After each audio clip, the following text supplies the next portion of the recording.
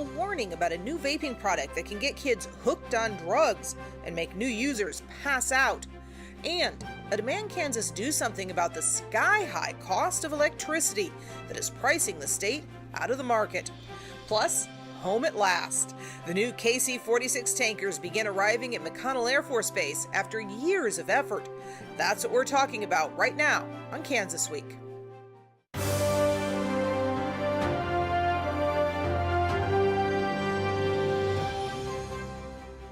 Welcome to Kansas Week. I'm Pilar Pedraza. We'll get to all those stories in a moment, but first, a big announcement Friday from the president. The shutdown is over, for now. Here's the president making that announcement from the White House Rose Garden. I am very proud to announce today that we have reached a deal to end the shutdown and reopen the federal government.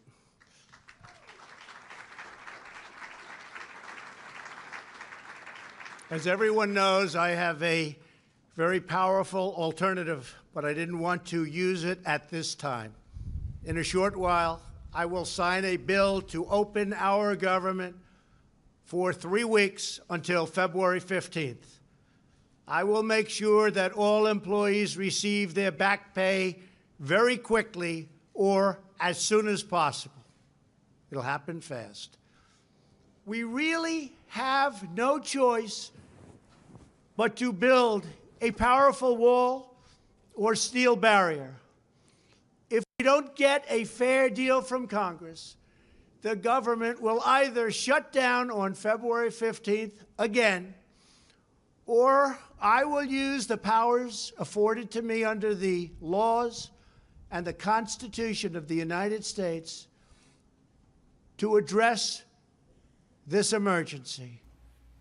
And joining me on set today to discuss this and other topics, we have State Representative Jim Ward, Wichita Democrat, Senate President Senator Susan Wagle, Wichita Republican, and Bob Weeks, host of Liberty TV and political analyst. Thank you all so much for joining me.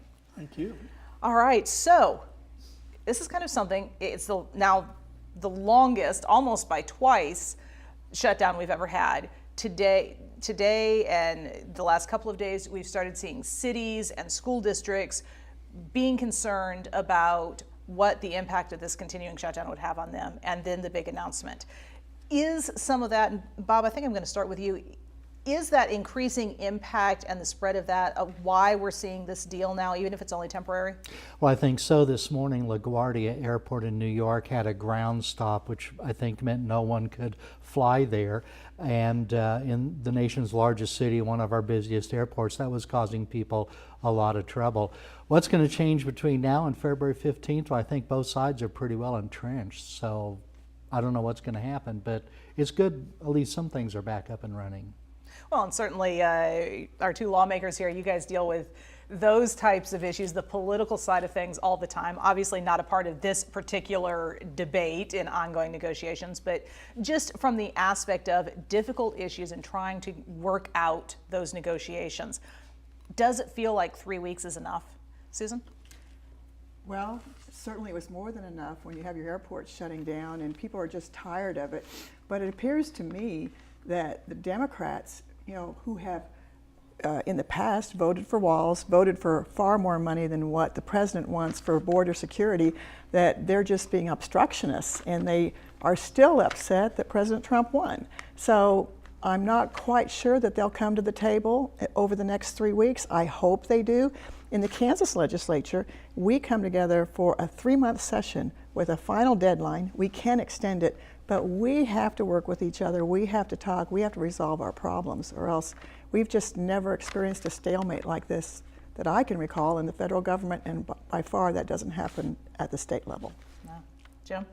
I'm glad it's over. There are 800,000 American families that are incredibly relieved that they're going to have a paycheck in the near future. I think it's wrong that the president used these people as hostages for a 5th century technology when we live in the 21st century, and we should be looking at the most cutting edge ways to protect our borders.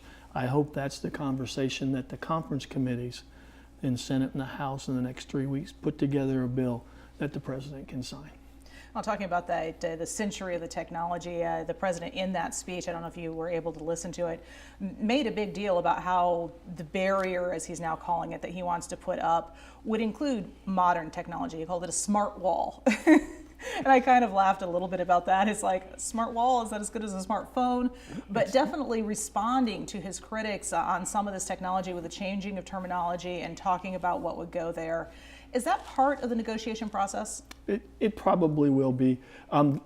It's kind of like clean coal, a smart wall. They're oxymorons. It's not the way to do it. We need to hire more guards. We need to provide more technology so they can do database searches and face recognitions to find criminals coming in. There are ways that we can protect our border that are more realistic for the 21st century than a 5th century wall. And it's interesting about this fight is the president had supermajorities in both the House and the Senate for 2 years. We didn't hear about the wall. When he had all the Republicans, he didn't have to worry about the Democrats. He did nothing until the Democrats showed up. They shut the government down and held those people hostage. It was wrong. And his poll numbers show it. No, wait, Jim. They did appropriate money for part of the wall during the first 2 years. And immigration is a very difficult problem to solve. But we are having a crisis in many countries in Central America right now. And people are coming over the border in hordes. And it's not like any other situation we've ever seen. And walls work very well in remote places. Obviously, they're coming over in very remote areas. And so there are places where we need a wall. And there are places where we need modern and technology. But certainly we need more money to police that wall. And the drugs coming over, we know about that here in Wichita. We have a huge meth problem. All our police, our hospitals say the meth is coming from south of the border, straight here to our city, and we have young people getting addicted. We have a problem. We can't ignore it. It has to be fixed.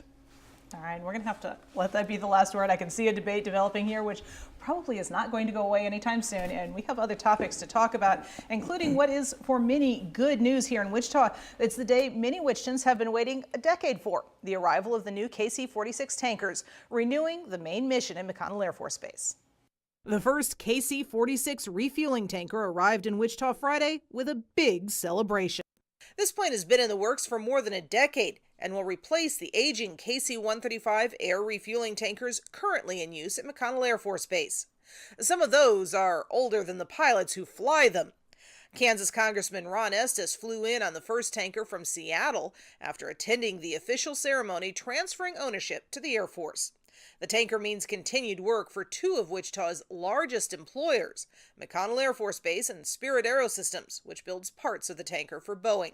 According to the Wichita Eagle, McConnell alone put more than $617 million into Wichita's economy last year, and the base says it will be adding another 400 positions, possibly more, to support the new tanker. The KC-46 is thought to be faster and more efficient than the KC-135, but the new plane is still showing some technical problems which could slow delivery of the rest of the 36 tankers eventually slated for Wichita. Okay, Wichita is an aircraft town, so it's exciting for us in that sense no matter what. But the economic benefits of this, a part of why I think state lawmakers and federal lawmakers have fought so hard to make sure we get some of those here. As we're looking at that and it's finally happening, what does that mean for Wichita, Jim? I think it's incredibly exciting. You put what happened today with those tankers showing up with the announcement that Spirit made a couple of weeks ago that they're expanding their workforce by about 1,500 folks. And the aircraft industry is booming in Kansas. And I think that tanker is a good example of bipartisanship. In the early 2000s, when they were doing base closures, Kathleen Sebelius put together a team of Republicans and Democrats that went to Washington and got a good mission for McConnell that resulted in that tanker being here. And that shows what the Senate President was talking about. When bipartisan minds come together, incredible things happen for our community. And this is a good day for everybody. Susan. Well, you know, Spirit's making the front part of that fuselage, so it means jobs at Spirit, jobs at the military base, more military personnel coming in. Usually communities that have a military base have tremendous growth, and it's exciting to see for our community and young people that are out on the weekends. It's very good, very healthy, and it will help us grow. And certainly growth is something Wichita's been after for a while. Bob, as you were looking at that, I know you tend to look at numbers. Did you see any numbers as far as the economic impact from all of this? Well, I think McConnell Air Force Base claims $600 million a year or something like that. That's, I think, inflated using the usual methods that boosters use for their projects. But, you know, I'm less enthusiastic about military spending beyond what's necessary to defend our country, but if we're going to spend it, like Phil Gramm once said, let's spend it in my district. Well, I don't think there's anybody that'll disagree with that, and certainly this is a big part of several lawmakers' districts. Congressman Estes really riding the wave of this as he was riding the planes in this morning. Does this help him with re-election efforts, or does he need it? Well, sure. I mean, when you're in the United States Congress, you're always running for election pretty much, I think, with the 2-year cycle. So sure, it's a good day for him, I think. All right. Well, good day for Congressman Estes, good day for Wichitans. We'll have to wait and see exactly what the impact is, because there have been some concerns about the technical aspects. There's still some problems they're expecting to have to work out with these planes.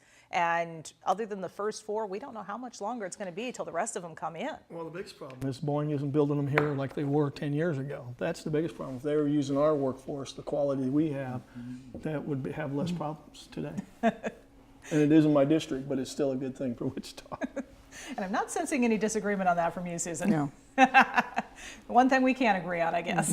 All right. Well, one thing a lot of other Kansans can agree on is that they pay too much for electricity, and it's time to fix that. That's what a group of business leaders, consumer advocates, and lawmakers announced this week. I was there and filed this story with Cake News earlier in the week. They're confused and they're angry. Why is this happening?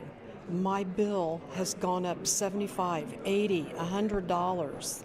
Calls like those from constituents are why Senator Julia Lynn is demanding a change, along with the Kansas Industrial Consumers Group, Clean Energy Business Council, Citizens Utility Ratepayer Board, and Kansans for Lower Electric Rates. They point to studies on Westar and KP&L rates released over the last week, showing Kansans pay from 5 to 32% more for electricity than residents in all the other states in the region. In the last 10 years, those who are on the Westar system, in 10 years, there's been 43 rate increases. We're on a path that's not sustainable in Kansas. Keeping the lights on in Kansas in some ways is costing taxpayers twice. First, their home energy bills, but then also for the state, which is the 7th largest consumer of electricity in Kansas. And we don't want to be in a situation where we're taxing ourselves or rating ourselves out of business. It's not business friendly. It's not family friendly. Which is why this crowd is asking 2 things. First, they want lawmakers to start a special study of how and why Kansas energy costs are so high, and then figure out what to do to bring them back down. But that will take some time. We're asking that the utilities voluntarily immediately reduce their rates by 10%. This will allow us to have some small amount of relief. And I understand they need to answer to their stockholders, but they also need to answer to us, the legislature, and answer to the people who purchase their product. Now, when I was talking with Julia for this story, we kind of talked a little bit about how the studies that they're asking for tend to take, a year or more, 18 months. The Child Welfare Task Force took almost 2 years. So we're not looking at an immediate fix, and there are some people who need an immediate fix. Are you guys hearing the same kind of phone calls that Julia said she'd been hearing? Oh, absolutely. I'm hearing about it, and I'm very thankful they're raising awareness. It's a problem because in Kansas, we have a rate that's very high that businesses pay, and then we have a residential rate. And so it's a huge disincentive to locate in the state of Kansas, especially if you're a manufacturer that uses a lot of electricity. It has kept growth out of our state. And just this group coming together, actually there's several groups that are saying we need to do something. It'll help us figure out the problem and know what we have to do to get those rates down. What about you? I really couldn't agree more with the senator. We don't often agree this well, but I absolutely think we pay too much. I think the study that was done by the utilities was good at problem definition, but they didn't provide us any ways to reduce rates or keep rates down for the next 10 or 15 years. It's unconscionable that Westar's had over 48 increases over the last 10 years. The gas companies have had like 27 over the last 5 years, and it is crushing our economic vitality. Spirit is growing in spite of being one of the top providers of Westar bills. And I was talking to machinists, that could be money that could expand raise their pay rate. It could be an expansion. the Wichita 259, as we go to fight about schools, they're the 11th largest consumer of Westar products. Can you imagine what that would do for classrooms if we could cut that bill?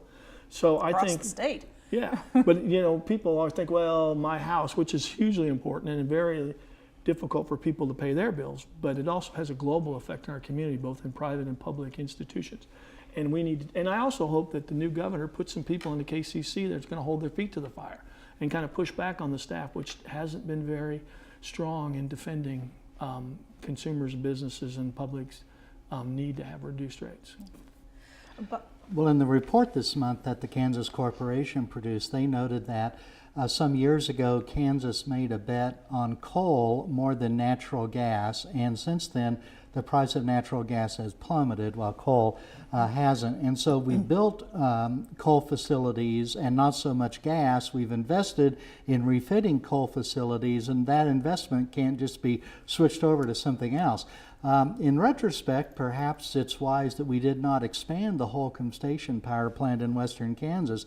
That was quite a controversial thing about 10 years ago during the administration of Kathleen Sebelius. I don't think she knew this was going to happen, but perhaps it's good we didn't build that. Well, Susan will certainly remember Coal Wars. That was a very hot, very passionate battle for 2 years. Well, talking about hot and passionate battles, there may be one brewing that you might be involved in here at the state level. A fight between two of the most powerful women in Kansas over your taxes and whether or not Kansans should be able to itemize deductions. I spoke to both of them earlier this week and shared this story with Cake News. It's my #1 priority. That being changing Kansas law to match federal law, allowing thousands of Kansans to once again itemize their income tax deductions. This week, Senator Wagle started a new committee, which she will chair, with that one tax law its only goal. It is very unusual, but we have a sense of urgency that we need to implement the federal tax cuts that were just passed in Washington 2 years ago. We need to make sure they're implemented in Kansas. But Kansas Governor Laura Kelly says not so fast. Kansas needs time to figure out where its finances stand before making any more changes. This is not the time to be making any substantial changes in our tax structure. We have got to wait, till probably the summer, and let the dust settle on everything, see what the full impact is. We have no idea if there's a windfall, so that's the truth. If we don't pass a bill to implement the Trump tax cuts, then all Kansans will see a tax increase. And I just don't think that we should stomach that right now. Well, I've got to say personally, I would love to be able to itemize my taxes, but at the same time, I can hear that Kansas, Lord, I've been reporting on it for years. Kansas has been in a financial difficult spot. How do you see, Susan, this is your fight, how do you see this resolving itself? Well, when President Trump was elected, he lowered income tax rates. He did it with Democrats and Republicans. He did it for businesses. He did it for individuals. And states all over the nation have to change their tax codes in order to take advantage of the rate cuts and the changes that were made in the federal tax code. So if we don't pass this bill, we will have a tax increase in the state of Kansas. Now, 15 states have already, there's 3 parts to the bill.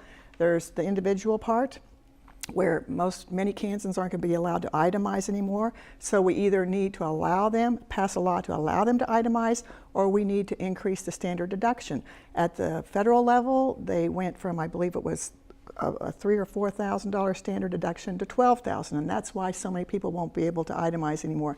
We could increase the standard deduction so that they can take advantage of the federal tax cuts. So we need to deal with individual forms. On the business side, the one thing that the president wanted to do was to bring back all that money that's sitting overseas for these international corporations. There's a huge disincentive to bring it back. That bill, they believe, will bring back $4.3 trillion to American companies because they were parking it overseas because of the heavy tax at the federal level. And the president gave them 1 year to bring that money back. That was 2017. And now in Kansas and in most states, we've never taxed foreign income. And so we have to make sure that our laws coincide with the new federal law, or else we've had some pretty big businesses who care about this and they say, why stay here?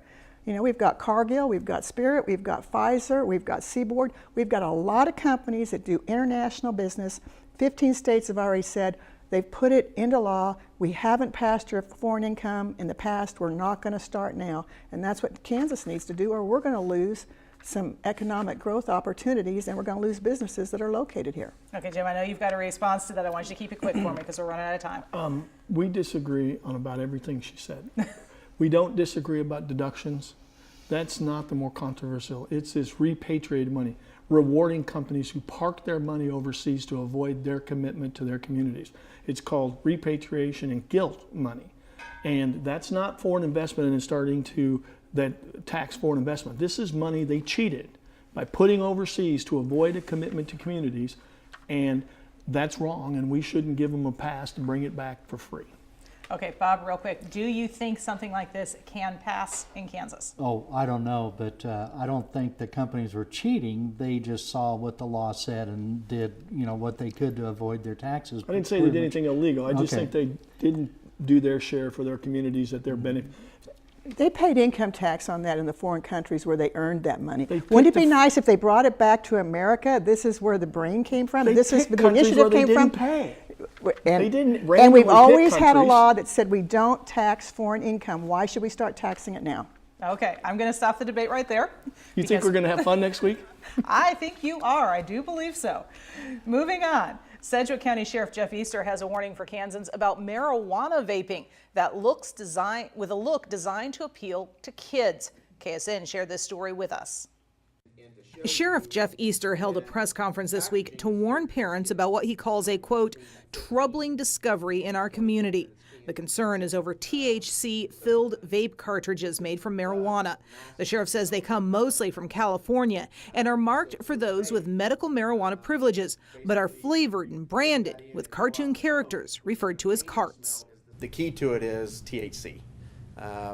And so that's the component that makes up marijuana that gets you the high that you feel. And so on this packaging, what you'll see is it contains 90% THC. Sheriff Easter says they seized the packages 3 weeks ago and have been training deputies on how to spot the THC vials. And the big concern with these is obviously the high percentage. If you're, not that I've done it, but if you're smoking marijuana, it just doesn't have that high a percentage of the psychoactive element, THC. This is like extremely concentrated. Talking about a drug problem, they're really worried about it. The sheriff's office, there are others that are saying, it's marijuana. Well, these are coming from California, so I think let's just follow the Trump model and build a big wall between Kansas and California. How about that? No, but seriously, when there's a black market for things, then people find they can earn big profits by circumventing the law. So that's one of the reasons why I'm in favor of medical and recreational marijuana legalization in Kansas. And actually in Colorado, the use among high school kids has gone down since they legalized because there's not that much of an incentive anymore for pushers to push aggressively. It's just a commodity like beer or wine or bourbon. All right. Well, we know that legalizing marijuana will be one of the debates. We don't have time for another debate here, so we're going to move on to our next story. Okay. The city of Wichita unveiled designs for the new AAA baseball stadium going in by the river. KSN's Craig Andrus shows us what to expect. Keep in mind, these are our initial design renderings. The city is under a deadline to keep the Major League AAA team. They will have to start playing ball by April 1st, 2020, so they roll out designs on Wednesday. But many on the design board said it's not perfect, not yet. It looks the same, and this is a large investment, $75 million. It's a big opportunity, and like people said, there probably won't be another one in our lifetime. That design board will recommend to the city council either to accept or not accept the design. We asked the architectural firm if that design will change based on today, and they say it will. Actually, that's why we came to the design council early, so we could incorporate some of their comments. After the design board meeting, the vice mayor held a press conference to say the city's listening and will continue to work on the design with the design team. Back to the proverbial drawing board and refine the concepts so that they will best suit our needs and be more reflective in a design sense of where Wichita is headed. All right, so I got to say, I was one of those that was kind of disappointed with what I saw. I liked the original concept drawings that they released early on, much better than the design this last time around. But you guys have both worked in public eye for a long time. These types of projects take time, but we're trying to do it on a really tight time scale here. How much is that going to affect the design process, do you think, Susan? Well, I'm not sure. I think they'll make it work. Having a AAA team from the Miami Marlins come to Wichita is a huge event.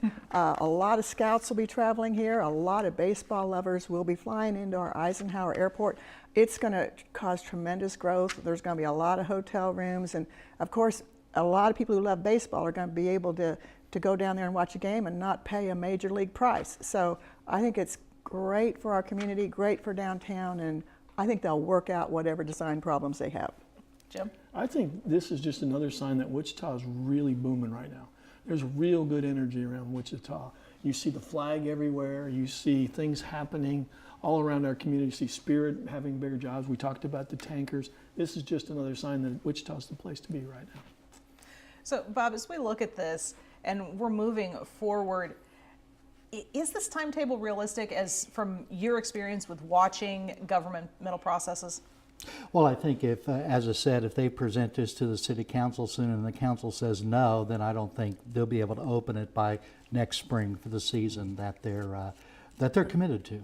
So how many of these changes that, because there are a lot of people, they're unhappy about the single level instead of the 2 stories. They're unhappy that it looks, as one person said, like a generic mall and not something unique to Wichita. How many changes are possible at this point based from these preliminary designs?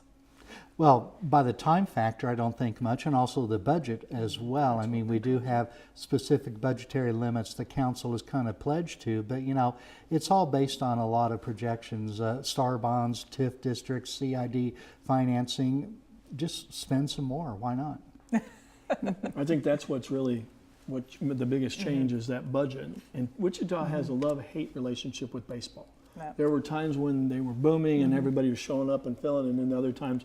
So it's a little bit risky, but I think it's the right thing to do for our community now, today. All right, well, I'm going to have to let you have the last word on that. We are out of time. I was afraid this was happening. Thank you so much, Jim, Susan, Bob, for joining me. You've made this a very interesting discussion. I hope you have enjoyed it as well. And we'd also like to thank KSN and Cake News for sharing their stories with us. We'd love to continue today's discussion with you online. For now, have a great week.